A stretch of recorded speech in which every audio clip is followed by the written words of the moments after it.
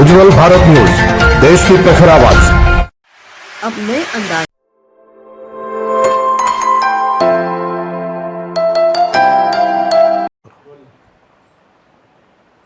ओम जय Shri Krishna. Devshayani Ekadashi special program. नमस्कार दर्शक मित्रों, मैं आचार्य दुर्गा प्रसाद शास्त्री आप सभी का स्वागत करता हूं आपके यूट्यूब चैनल में, जहां पर हम विविध प्रकार के वीडियो बनाते हैं। आज हम जानेंगे एकादशी के बारे में। एकादशी का एक वीडियो तो पहले भी मैंने बनाया था मित्रों, और एकादशी जो है क्यों करनी चाहिए और इसका पीछे का कारण क्या है।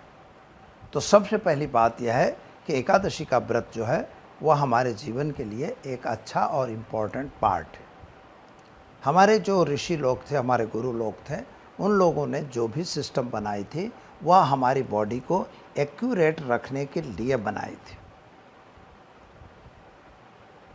आज हम भगवान विष्णु को पहले वंदन करते हैं और इसके बाद शुरू करते हैं क्या है एकादशी का रहस्य और देवशयनी एकादशी विशेष क्यों है, हमें क्यों एकादशी देवशयनी मनानी चाहिए।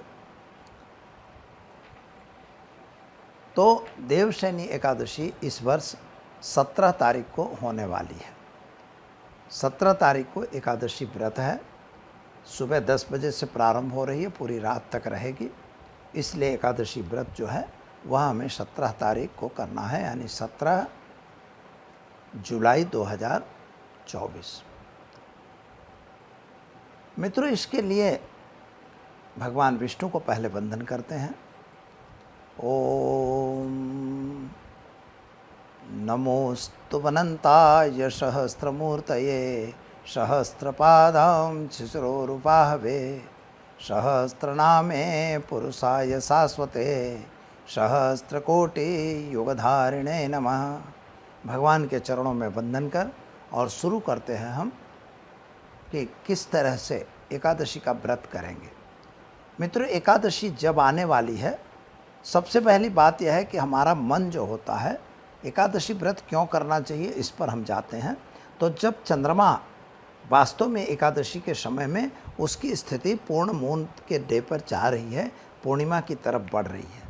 पूर्णिमा जब होती है तो आप जानते हैं कि समुद्र में भरती आती है, यानी उसमें पानी भरता है, जिसे ज्वार भाटा के नाम से जानते हैं।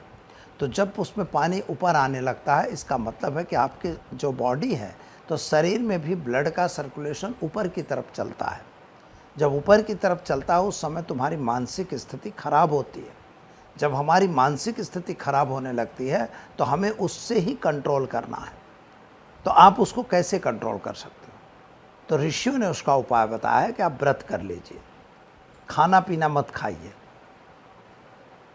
भोजन बिल्कुल न लीजिए। उसमें निराहार, अभी निर्जला एकादशी गई थी, हमने देखा इतनी बड़ी गर्मी में भी बिना पानी रहना है। तो वो क्या होता है कि बॉडी जो है इम्बैलेंस जो हुई है वह बैलेंस में आ जाती है। तो अपनी बॉडी को बैलेंस में करने के लिए एकादशी का व्रत करना चाहिए, हर व्यक्ति को करना चाहिए। इसमें कोई हिंदू, सनातन या मुसलमान कोई मतलब नहीं है, आपको व्रत करना यानी करना चाहिए।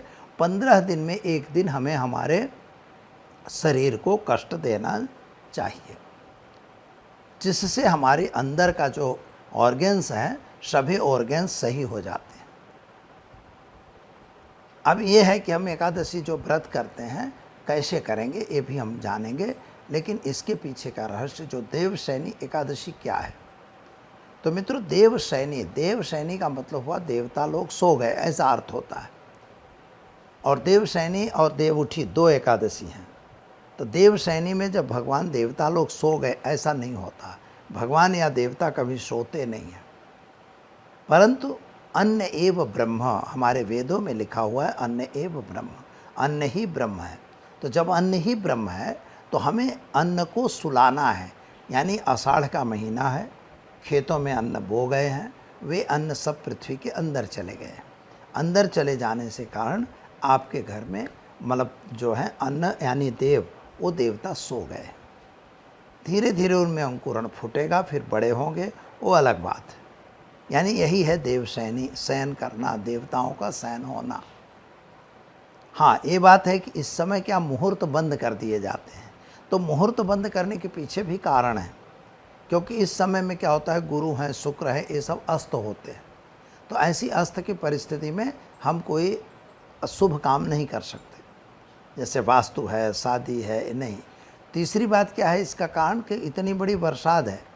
अब वर्षा ऋतु में आप अगर सोना चाहो कि हम बरसात के अंदर हम शादी करने जाएं, उस समय पर पैदल लोग चलते थे, इतने वाहन नहीं थे, तो आप गए हो, पानी में बह गए, कहीं को नदी में, नाले में पूर आ गई, नदी नाला बाढ़े हुए हैं।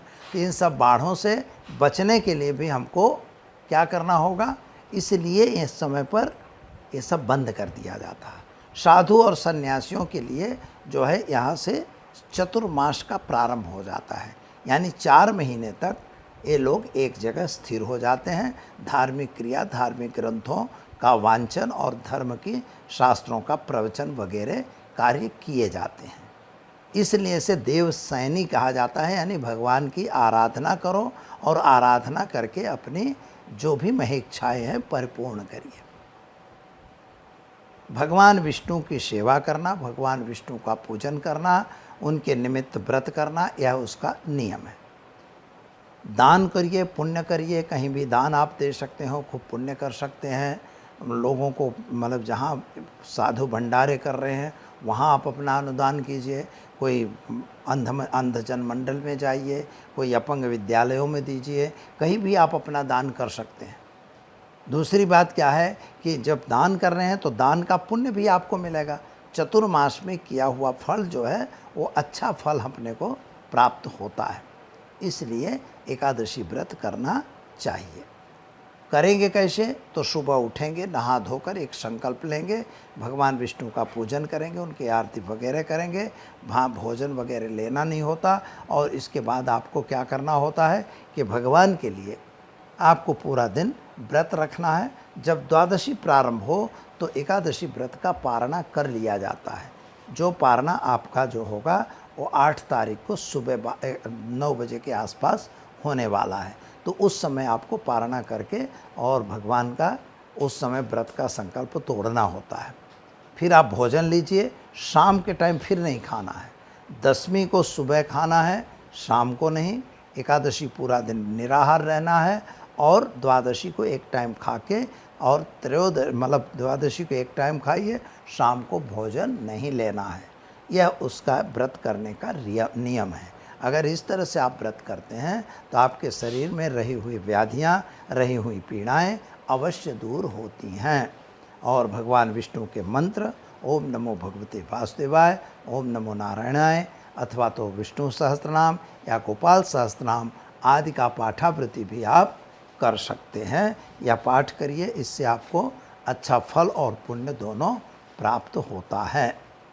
तो दर्शक मित्रों, ये तो रहा देवउठी एकादशी का महत्व, देवशयनी एकादशी का महत्व। और आप भगवान की आराधना 4 महीने तक करते रहिए। इसके लिए इसे चतुर्मासा का प्रारंभ भी कहा जाता है। दीजिए मुझे इजाज़त। नमस्कार।